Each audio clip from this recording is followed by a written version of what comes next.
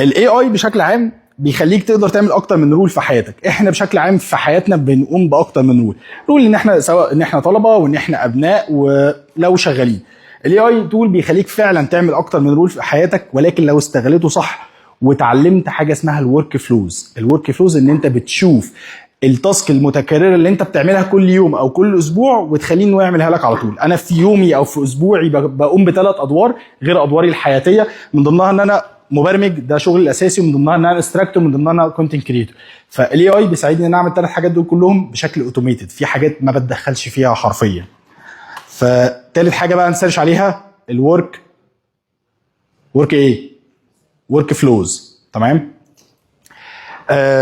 احنا يعتبر خلاص خلصنا عشان الناس اللي ايه، انا شايف طبعا الناس اصلا بتتاوب وبتنام، في حد في الحلم التاني دلوقتي بس مش عايز بس نقول مين يعني.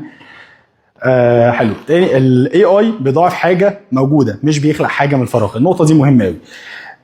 مين فيكم شاف بوستز على الفيسبوك وتويتر وكل الكلام ده يقول لك انا عملت $10,000 من الاي اي في اسبوع، انا عملت 95,000 جنيه استرليني يوناني في 3 دقايق الا ربع، بس مجرد ان انا فتحت جي بي تي. بتشوف ايه دي؟ ايه؟ لا مش هيك، عادي، في ناس بتطلع وناس فعليا انت ممكن تكون بتشوفهم وتتابعهم، يعني مش بعيدا عن الفيديوهات المتفبركه. يعني ممكن تكون فعلا الناس بتتابعهم وانت بتتابعهم من زمان، فجاه يقول لك ده انا في الاسبوع ده عملت $95,000. طب عملتهم باستخدام الاي اي. محتاج بس ننوه على حاجه، الاي اي بيضاعف حاجه موجوده، مش بيخلق حاجه مش موجوده. يعني حضرتك لو انت بالفعل بتدخل سيف في الشهر 10,000 جنيه، الاي اي قادر يخليك تدخل 20 و30,000. ولكن لو انت بتدخل زيرو في الشهر، خليك زيرو ستيل زي ما انت.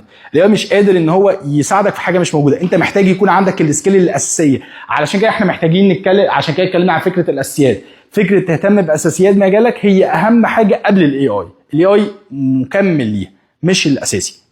فما تنخدعش في فكره الارقام دي، لان انت لو دورت ورا الناس دي يقول لك عملت $10,000 في الشهر، لو دورت هتلاقيه كان بيعمل $5,000 و$6,000، ولكن الاي اي ساعده فعلا يعمل $10,000. ولكن الاي اي ما خلوش يعمل $10,000 من الاول، من الزيرو خلاه يعمل 10,000. فنخلينا بس مركزين في الحته دي.